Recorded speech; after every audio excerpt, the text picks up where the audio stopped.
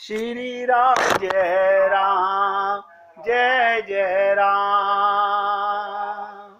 श्री राम जय राम जय जय राम। श्री राम जय राम जय जय राम। श्री राम जय राम जय जय राम। श्री राम जय राम जय जय राम। श्री राम जय राम जय जय राम। श्री राम जय राम जय जय राम। श्री राम जय राम जय जय राम। श्री राम जय राम जय जय राम। तो सभी पुण्यात्मा दशरथ जी के इस प्रसंग से समझने का प्रयत्न कीजिए। क्या आप और हम लोग भी आईना देखकर अपने अंदर दोष देख पाते हैं, समत्व का भाव ला पाते हैं, त्याग और समर्पण का? अगर साधक के जीवन में तीन बातें आ गईं तो जीवन सर्वोत्कृष्ट प्रेरणा दे रहा है। क्या मतलब? ईश्वर के प्रति समर्पण की वृत्ति का उदय होना, ये भाव जाग जाना, अरे अब तो सब कुछ जा रहा है, छिन चुका, भगवान ने भी पत्र भेज दिया, बालों में सफेदी आ गई, अब भी समर्पण नहीं कर रहे, अब भी हमारे मन में क्रोध और अहंकार रहता है। ईश्वर के प्रति समर्पण की वृत्ति का उदय होना ही दर्पण देखने का असली फल है। भगवान श्री कृष्ण ने गीता में कहा, रामायण में भगवान ने कहा, सन्मुख होए जीव मोहि जबहि। हम सन्मुख होते नहीं, हम माया के सन्मुख हैं, भगवान से विमुख हैं और भगवान की गोदी में बैठे हैं। देखो कमाल की चीज, भगवान की गोदी में और भगवान से विमुख। अब भगवान कह रहे मैं क्या करूं? गुरु ने कह दिया इस देह में हरि मिलत हैं। कब मिलत हैं? जब तू सन्मुख हो जाएगा। खाली ये कह देने से इस देह में हरि मिलत हैं, हरि नहीं मिल जाएंगे, या ये छंद रट लेने से भगवान नहीं मिल जाएंगे। बार बार अपने पापी मन को झको, बार बार डांटो, समझाओ, करे मूर्ख, अब तो चला चली का मेला है, अब भी समर्पण की वृत्ति का उदय नहीं हुआ। आईना भी देख लिया, सत्संग भी सुन लिया, झूठा संसार भी देख लिया। तो ईश्वर के प्रति समर्पण का भाव उदय हो जाना दर्पण देखने का असली फल है। इसलिए तुलसीदास जी को दर्पण से इतना लगाव हो गया, अयोध्या कांड शुरू करते ही उन्होंने गुरु जी से पहली बात यही कही कि बाल कांड में तो आपने दृष्टि दे दी थी। बाल कांड में, अब ध्यान से सुनिएगा, दूसरा प्रसंग आ रहा है, पूरी एकाग्रता से सुनिएगा। बाल कांड में तो क्या कहा तुलसीदास जी ने अपने गुरु जी से, आपने दृष्टि दे दी थी, लेकिन अब मुझे एक वस्तु की कमी अनुभव हो रही है। किस वस्तु की? ध्यान दीजिएगा। रामचरित माना हो, कह रहा हूं, हनुमान चालीसा जब पढ़ते हो तो सबसे पहले क्या श्लोक गाते हो? श्री गुरु चरण सरोज रज। किस लिए? गुरु के चरणों को सरोज रज का ध्यान किस लिए? निज मन मुकुर सुधारी। किसने हनुमान चालीसा पढ़ते हुए एक सेकंड रुक के पढ़ा और सोचा समझा नहीं होगा? तुलसीदास जी निवेदन कर रहे हैं, बाल कांड में तो दृष्टि दे दी, लेकिन अब मुझे एक वस्तु की कमी अनुभव हो रही है। किस वस्तु की? के श्री गुरु चरण सरोज रज। किस लिए? कि निज मन मुकुर सुधार। महाराज दशरथ ने दर्पण में देखा उनमें समत्व का उदय हो गया। आत्मनिरीक्षण करने पर उन्हें अपना दोष दिखाई पड़ा। अंत में समर्पण की प्रेरणा प्राप्त हुई। इसलिए आप और हम सब लोग भी अपने हृदय में धारण करें, हमारे जीवन का दर्पण भी इतना स्वच्छ हो जाए, हमारे जीवन का दर्पण भी इतना स्वच्छ हो जाए, उसमें हम अपने आप को स्पष्ट रूप से देख सकें। दोषों को देखकर उन्हें दूर करने की चेष्टा करें और हमारे अंतःकरण में समर्पण की वृत्ति का उदय हो जाए। बताइएगा, अगर समर्पण का भाव नहीं है, फिर काय का सत्संग, काय की गीता भागवत रामायण, सब गोरख धंधा और कुछ नहीं है। दोषों को दूर करने की चेष्टा करें, हमारे अंतःकरण में समर्पण की वृत्ति का उदय हो, तभी हम समझेंगे राम कथा को हमने सही अर्थों में पढ़ा, सुना या समझा। पढ़ा, सुना या समझा। हमारे एक सज्जन मिले, वो बोले हमारे खास रिश्तेदार, बता रहा हूं, एक बार शमशान मूवी में उनसे बात हुई, मैं नाम नहीं बता रहा हूं।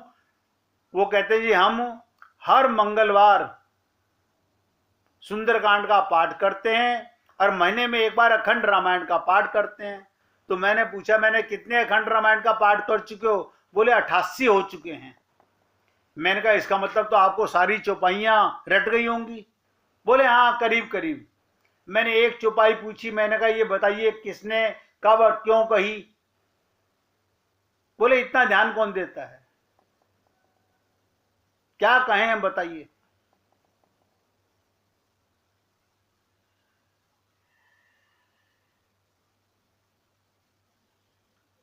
तो तुलसीदास जी भी प्रार्थना कर रहे हैं अपने गुरु से कि गुरुदेव, अंतःकरण में समर्पण की प्रेरणा उत्पन्न हो, इसलिए हमारे जीवन का दर्पण इतना स्वच्छ हो जाए, जीवन का दर्पण, हम अपने आप को स्पष्ट रूप से देख सकें, अपने दोषों को देख सकें और उन्हें दूर करने की चेष्टा करें, और हमारे अंतःकरण में ये त्याग और समर्पण का भाव नहीं आया तो धिक्कार है, बेकार है। तभी हम समझेंगे कि राम कथा को हमने सही अर्थों में पढ़ा, सुना और समझा है। ये एक साधक का, प्रत्येक जीव का आत्मनिरीक्षण है, जिसे तुलसीदास जी ने महाराज दशरथ के दर्पण दर्शन के माध्यम से प्रस्तुत किया। अब आप देखिएगा, आप और हम लोग क्या दशरथ जी को आईना देखकर, नारद जी को आईना दिखाकर हमने प्रेरणा ली? लेकिन नहीं लेते हम लोग। हम तो कहते हैं दशरथ जी देख रहे होंगे, हमें क्या मतलब। हम लोग वो दोष अपने अंदर नहीं झांकते। हम सब भी शिक्षा लें इस प्रसंग से। महाराज दशरथ के अंतःकरण में जब समर्पण की वृत्ति का उदय हुआ तो उन्होंने क्या किया? अब यहां से नया प्रसंग शुरू होगा। पहली चीज, अंतःकरण को, अपने गंदे विचारों को, दोष दृष्टि देखना, समत्व भाव देखना, इसके बाद त्याग और समर्पण का भाव आना। तो दशरथ जी ने जैसे ही आईना उठाकर देखा, मुकुट टेढ़ा सीधा किया, और जैसे सीधा किया उन्हें बालों की सफेदी नजर आई, तो उनमें समर्पण की वृत्ति का उदय हुआ। उन्होंने क्या किया? सभा में प्रश्न किया, आप लोगों की क्या सम्मति है? देखिएगा, राजा का काम होता है अपने सभी सभा सदस्यों से सलाह ले, सभा में उपस्थित लोग भी वैसे ही अच्छे निकले। अगर चापलूस होते, आजकल तो देखा जाता है झूठी चापलूसी करते हैं लोग, झूठे प्रशंसक होते हैं, कह देते हैं कि सिंहासन पर आप बैठे रहिए। ध्यान दीजिएगा, आजकल तो लोग कहते हैं आपसे अच्छा कोई प्रेसिडेंट नहीं, कोई प्राइम मिनिस्टर नहीं, आप ही सिंहासन पर बैठे रहिए। झूठी चापलूसी कर देते हैं। अगर आपने सिंहासन छोड़ा तो दुनिया डूब जाएगी, सब कुछ समाप्त हो जाएगा। लेकिन उन लोगों ने बड़ी संतुलित भाषा में रामचरितमानस में कहा, अगर आप हम लोगों ने ध्यान दिया हो तो क्या कहा ऐसा? जब दशरथ जी ने पूछा, बिनती सचिव करई कर जोरी, जीव जगतपति बरस करोरी। यदि कह देते आप तुरंत सिंहासन छोड़ दीजिए, तब तो यही लगता वो राजा दशरथ के राज्य से उब चुके हैं। कितनी शब्दों की मिठास देखिएगा कि ये नहीं कहा सिंहासन छोड़ दीजिए, तब तो यही लगता राजा दशरथ के राज्य से उब चुके हैं, चाहते हैं वो जल्दी से जल्दी सत्ता से हट जाएं। और यदि ऐसा नहीं कहते तो राम के प्रति समर्पण का विरोध होता। इसलिए बड़ी संतुलित भाषा में उन्होंने पहला वाक्य तो कहा, महाराज विनती, देखिएगा हम तो प्रार्थना कर सकते हैं, सचिव करई कर जोरी, हाथ जोड़कर प्रार्थना कर रहे हैं, जीव जगतपति बरसी करोड़ी, हम तो चाहते हैं आप करोड़ों वर्ष तक जीवित रहें,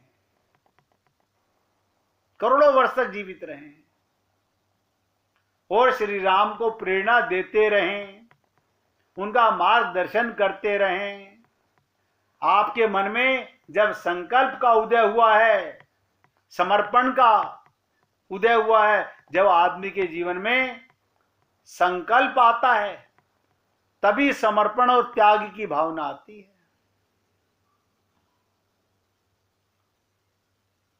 अपने मन में जब संकल्प का उदय हुआ तो अवश्य ही ये भार अब श्री राम के ऊपर सौंप दो और श्री राम को ऐसी प्रेरणा दें जिसके द्वारा सुंदर पद्धति से राज्य का संचालन हो। यानी दशरथ जी के आसपास जो लोग हैं वो उत्तम कोटि के हैं। ये भी एक महत्वपूर्ण प्रश्न है, हमारे आसपास के लोग कैसे हैं? वो हमारे जीवन में त्याग की प्रेरणा देते हैं या भोग और संग्रह की प्रेरणा देते हैं? आप नोट करके देख लीजिएगा, आपके आसपास लोग भोग और संग्रह में लिप्त करना चाहते हैं या त्याग की प्रेरणा देते हैं? दशरथ जी के जीवन में अनुकूलता है, उनके समर्पण के संकल्प को समाज का समर्थन मिल गया। एक तो आईना देखकर समर्पण और त्याग का मन में भाव आया और फिर जब पूछा सबसे तो सबने सलाह दी। तब वो गुरु वशिष्ठ के पास गए।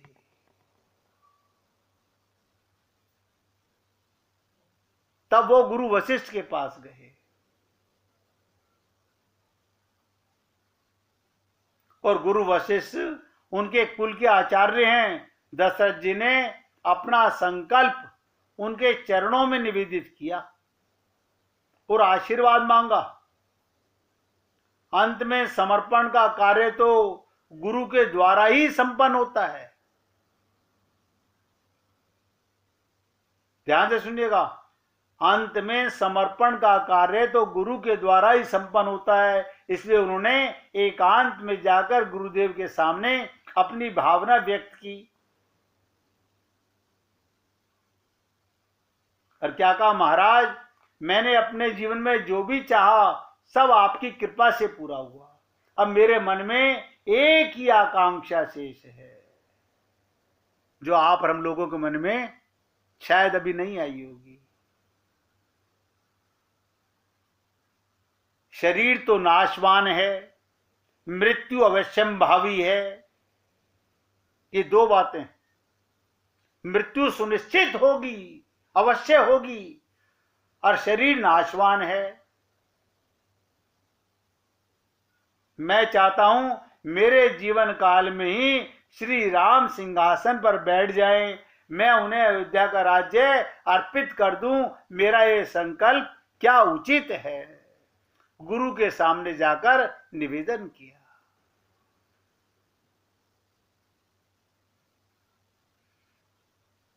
देखिए, हम एक बार चर्चा कर रहे थे, आप अपने परिवार की खूब सेवा कीजिए, अपने रिश्तेदारों की खूब सेवा कीजिए। तो राजकुमार जी ने एक प्रश्न किया कि गुरुदेव, हम तो इस उम्र में चाहते हैं कि परिवार हमारी सेवा करे, और आप कह रहे हो कि हम उनकी सेवा करें। अरे बाबा, आपकी सेवा सलाह की सेवा है, वो सेवा की बात नहीं कर रहा हूं मैं। क्या अब आप जवान बन करके लेबर करें? अब आप उनको नेक सलाह दें, नेक मार्ग दिखाएं, ये सेवा है। जैसे दादा दादी का, माता पिता का फर्ज होता है अपने संतान को सही प्रेरणा देना, सही सलाह देना, अच्छे बुरे का ज्ञान कराना, ये सेवा है।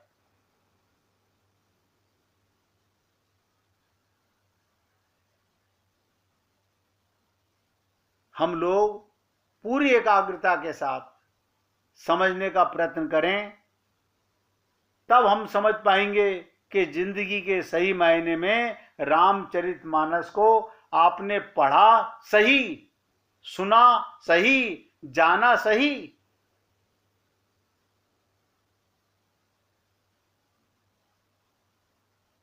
आप सोचो, क्या हम सब ऐसा सोचते हैं? गुरु से शिक्षा लेते हैं? गुरु वशिष्ठ तो सच्चे अर्थों में गुरु थे। इसके विपरीत कुछ ऐसे भी गुरु होते हैं जिनके जीवन में गुरु का अर्थ बिल्कुल उल्टा होता है। पुराणों में एक गुरु थे शुक्राचार्य जी।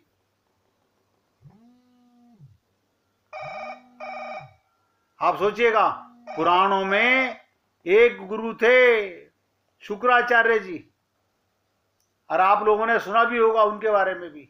गुरु ऐसे भी होते हैं जो अपने शिष्य को सही राह नहीं दिखाते।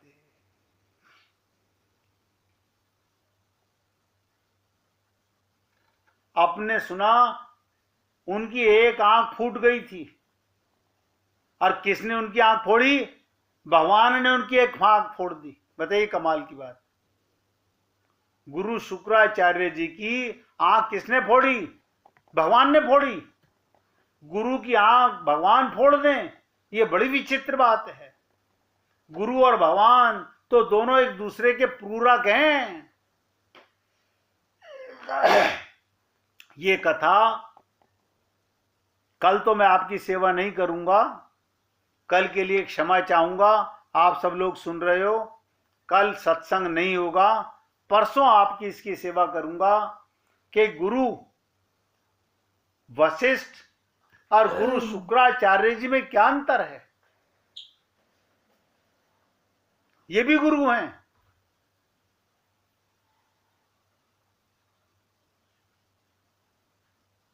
इनके मन में क्या द्वेष था, क्या पाप था कि जिनकी एक आंख फोड़ दी भगवान ने।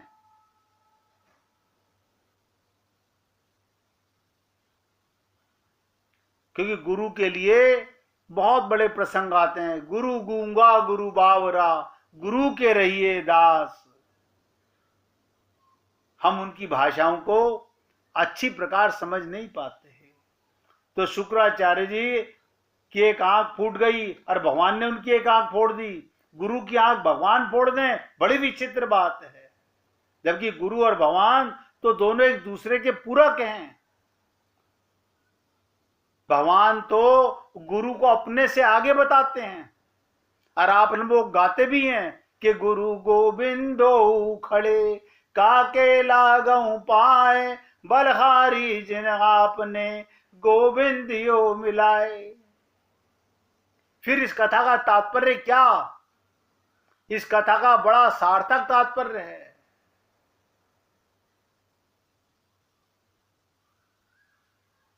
वो चर्चा परसों करेंगे आपके साथ में। कल के लिए मैं क्षमा प्रार्थी हूं, परसों आपके साथ चर्चा करेंगे। लेकिन दशरथ जी के प्रसंग से, आईना देखने के प्रसंग से, 3 चीजें जानने के प्रसंग से और बीज को फूल बनने के प्रसंग से, पेड़ बनने के प्रसंग से कई चीजें आपको बताई जाती हैं रोजाना प्रसंग के अंदर। गुरुदेव के पिता ने मरते समय क्या ज्ञान दिया कि बेटा किसी पे क्रोध आए, गुस्सा आए तो 24 घंटे बाद करना, भाई इसकी मुझे शपथ दे दे। अब उसने कहा मरते पिता को क्या करूं, वचन दे दिया और उसने ताहा जिंदगी वचन निभाया। बताइए, ऐसी प्रेरणा दे के चले गए पिता। ये सब बातें आप और हम लोग अपने जीवन में कब उतारेंगे? अगर हम अपना कल्याण करना चाहते हैं तो हमें जीवन में उतारनी पड़ेगी। हमें जानना पड़ेगा कि जिंदगी को सरल कैसे किया जाए। बाकी सब जो हम कर रहे हैं वो छल कपट से कुछ नहीं होने वाला, वो तो हम अपनी बुद्धि से करे जा रहे हैं।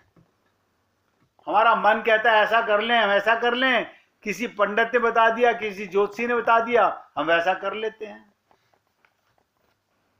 उससे कल्याण नहीं होगा भाई। इसलिए मन रूपी दर्पण को आप लोग गहराई से देखिएगा। बाई जी ने जो कल भजन सुनाया उसकी भी चर्चा मैंने आपको बताई। भव में और पल में, आप भव से निकलना चाहोगे तो भगवान को पल लगेगी। अब आप भव से निकलना नहीं चाहते, आप ही कल पर टालते रहोगे तो भगवान क्या करेगा? बार बार सोचिएगा। अब राजकुमार जी 3 दिन से भजन सुनाना चाह रहे थे, आज उनसे निवेदन करेंगे भजन सुनाओ भैया आप।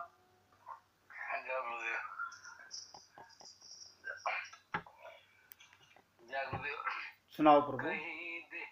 कहीं देख दुखिया, दुखी तेरा मन है, यही तो भजन है, यही तो भजन है। कहीं देख दुखिया, दुखी तेरा मन है, यही तो भजन है, यही तो भजन है। कोई गिर गया है, मैं कैसे उठाऊं, उठाने से पहले स्वयं गिर न जाऊं। कोई गिर गया है, मैं कैसे उठाऊं, उठाने से पहले स्वयं गिर न जाऊं।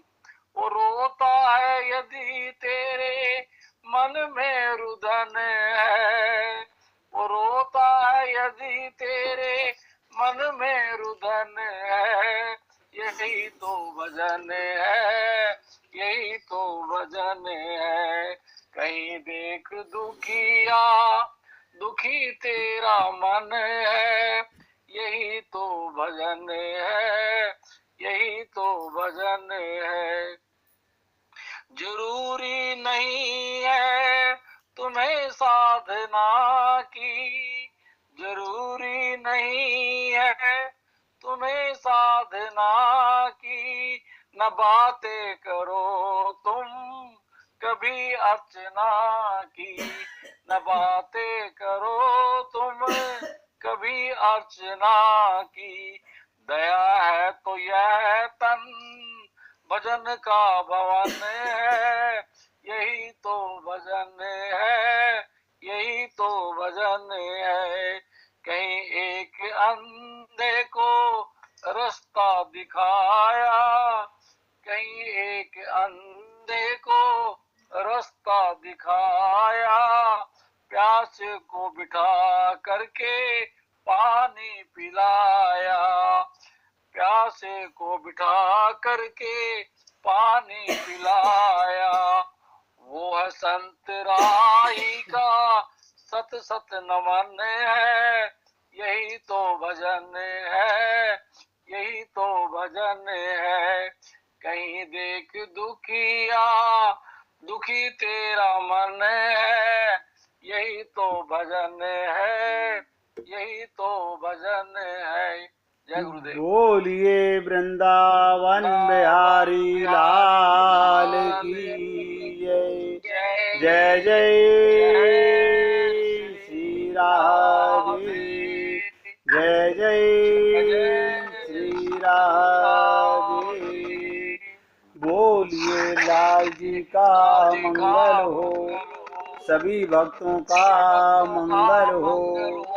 सबको राधे राधे भैया, सबको राधे राधे भाई, राधे राधे।